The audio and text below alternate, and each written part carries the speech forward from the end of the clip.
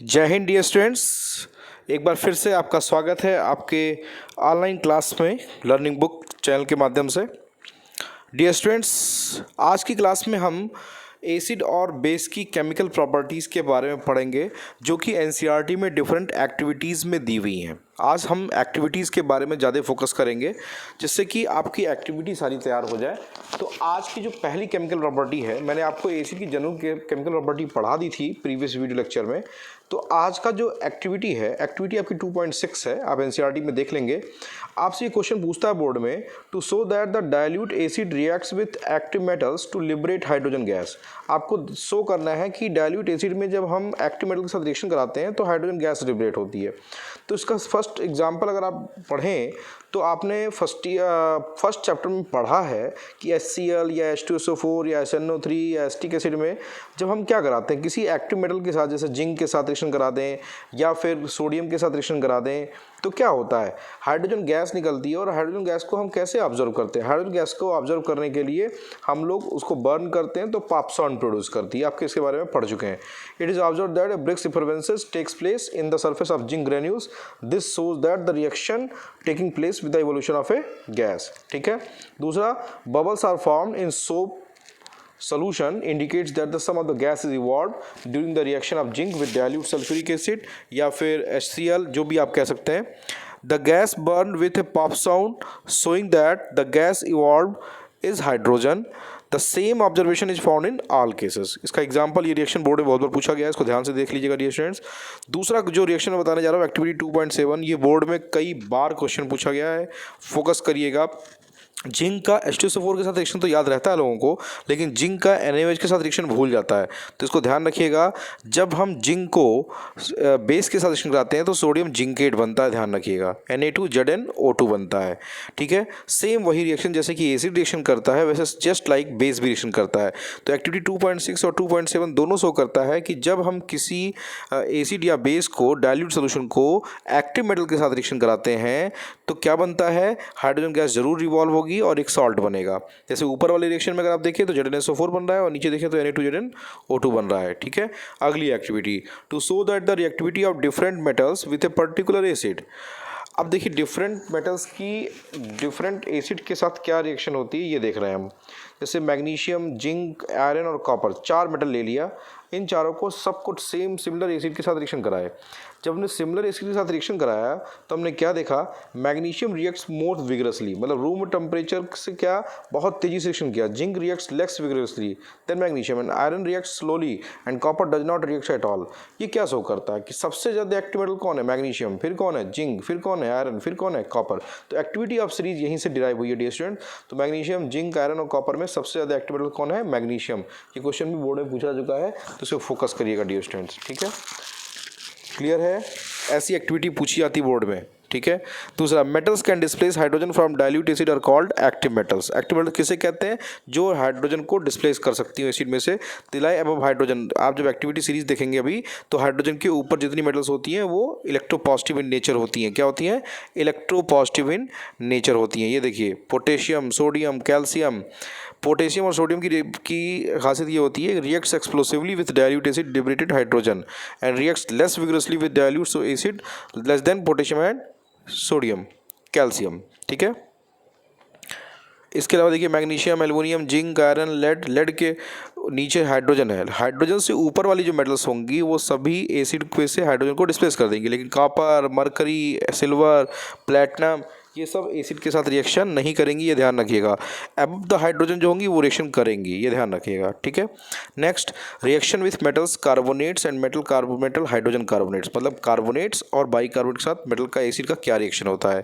तो देखिए, जब भी आप किसी मेटल कार्बोनेट्स और हाइड्रोजन कार्बोनेट्स को एसिड के साथ रिएक्शन कराते हैं तो 3 चीज़ें होती है डियर स्टूडेंट्स। पहला, सॉल्ट तो बनेगा ही बनेगा, वाटर बनेगा ही बनेगा और साथ साथ कार्बन डाइऑक्साइड गैस निकलेगी, ये ध्यान रखिएगा, क्योंकि कार्बोनेट्स और बाइकार्बोनेट्स हैं। जैसे फॉर एग्जाम्पल ये दोनों ही रिएक्शन बहुत ही बम्पर इंपॉर्टेंट है, बोर्ड में पूछे जाते हैं। Na2CO3 को H2SO4 से रिएक्शन कराओगे तो क्या बनेगा? इधर देखिए Na2SO4 बन जाएगा, H2 निकल जाएगा और CO2 गैस। तो कार्बोनेट्स या बाइकार्बोनेट को रिएक्शन कराने पर, किसी भी एसिड के साथ रिएक्शन कराने पर कार्बन डाइऑक्साइड गैस निकलती है। कौन सी गैस निकलती है? कार्बन डाइऑक्साइड गैस निकलती है।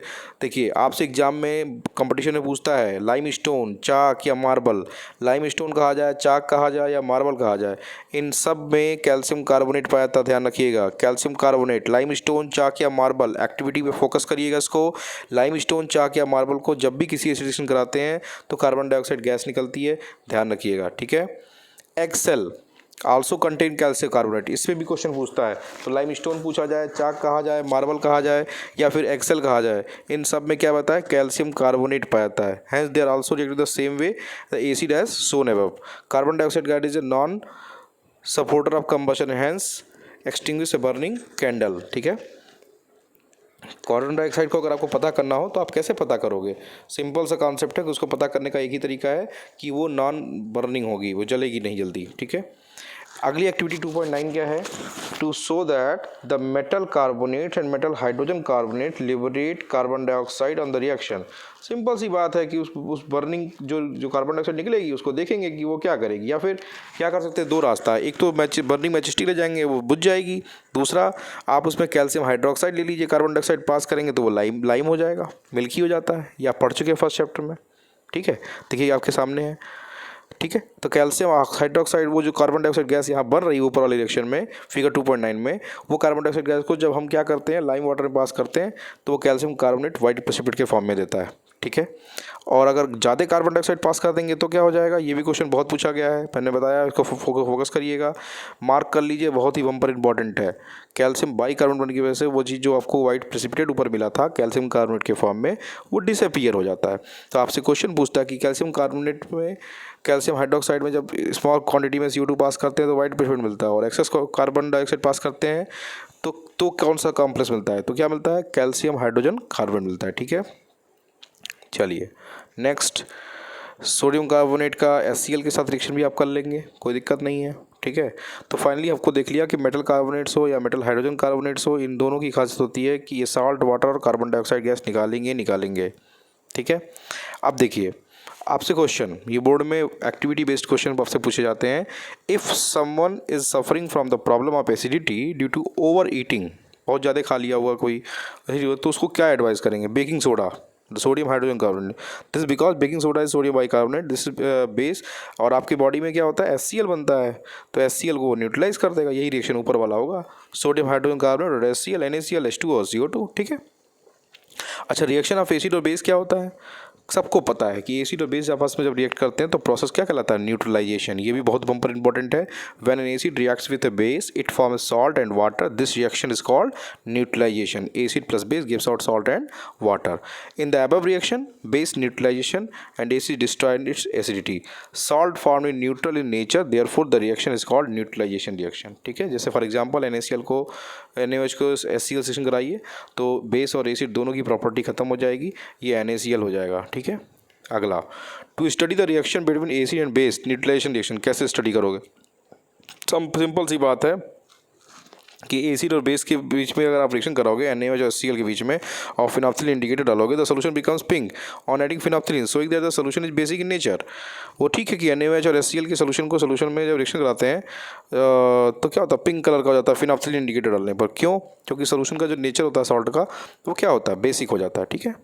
चलिए, on adding NaOH in the above reaction mixture, पहले वाले में देखिए ये पिंक है, फिनोप्सिलिन डालने पर इसमें पिंक कलर है, ये कलरलेस हो गया, ठीक है, और ये पिंक कलर रहा जब इसमें क्या आप NaOH सोल्यूशन डाल रहे हो। क्लियर है? चलो next, from the above activity we conclude that this is neutralisation reaction metal oxide. अगला क्वेश्चन बहुत ही इंपॉर्टेंट है dear students, reaction of metal oxide with acid. Metal oxide को जब एसिड से रिएक्शन कराते हैं तो क्या होता है? मेटल ऑक्साइड जब एसिड से रिएक्शन कराती है तो सॉल्ट और वाटर बनता है, ध्यान रखिएगा। Metal oxide reacts with acid to form salt and water. जैसे कॉपर ऑक्साइड को HCl से रिएक्शन कराते हैं तो CuCl2 बनती है। कॉपर ऑक्साइड ब्लैक कलर का होता है और CuCl2 कैसा होता है? ब्लू ग्रीन कलर का होता है, ध्यान रखिएगा, ठीक है। To study the reaction of metallic oxide with acid, इसका एग्जांपल वही मैंने अभी ऊपर आपको दिखाया। कॉपर ऑक्साइड ब्लैक कलर का, HCl रिएक्शन कराएंगे तो ब्लू ग्रीन कलर मिलेगा, ठीक है। मेटल ऑक्साइड एसिड के साथ रिएक्शन करके क्या बनाती है? वाटर और सॉल्ट बनाती है, ठीक है। चलिए डियर स्टूडेंट्स, ऐसे मैग्नीशियम हाइड्रोक्साइड को देखा जाए HCl के साथ MgCl2 और H2O बनाता है, ठीक है। तो इस बात का ध्यान रखिएगा डियर स्टूडेंट, ठीक है। चलिए, तो small amount of hydrochloric acid protein stomach is useful as it kill harmful bacteria they may be into the stomach along with the food of the we eat. तो आज आपने एक्टिविटी में देखा कि मेटल का रिएक्शन किसके साथ, metal oxide का एसिड बेस के साथ, एसिड के साथ रिएक्शन। फिर ऊपर अभी आपने देखा मेटल कार्बोनेट और मेटल बाइकार्बोनेट का एसिड के साथ रिएक्शन पढ़ा। उसके बाद फिर उसके ऊपर की एक्टिविटी में आपने पढ़ा कि रिएक्टिविटी ऑफ मेटल्स के कॉन्सेप्ट के बारे में पढ़ा। तो डियर स्टूडेंट्स, इससे एक प्रॉपर नोट्स आप बना लीजिएगा और प्रॉपर नोट्स बना करके मुझे इवनिंग सेशन में सारे टॉपिक को क्लियरली, मैं आपसे टॉपिक से क्वेश्चन पूछूंगा, आज के टॉपिक से मुझे बताइएगा। और इसके अलावा जो एक्टिविटीज़ हैं उनको फोकस करूंगा मैं। आपको रिक्वेस्ट है, आप अपनी एक्टिविटी में कोई डाउट हो तो मुझसे फिर से पूछ लीजिएगा। और अगर आपको वीडियो समझ में आया हो तो रिक्वेस्ट है कमेंट बॉक्स में कमेंट जरूर करिएगा डियर स्टूडेंट्स। तब तक के लिए आपको बहुत बहुत धन्यवाद। नेक्स्ट वीडियो लेक्चर के साथ मैं कल मिलूँगा आपको फिर बेस की केमिकल प्रॉपर्टी के साथ।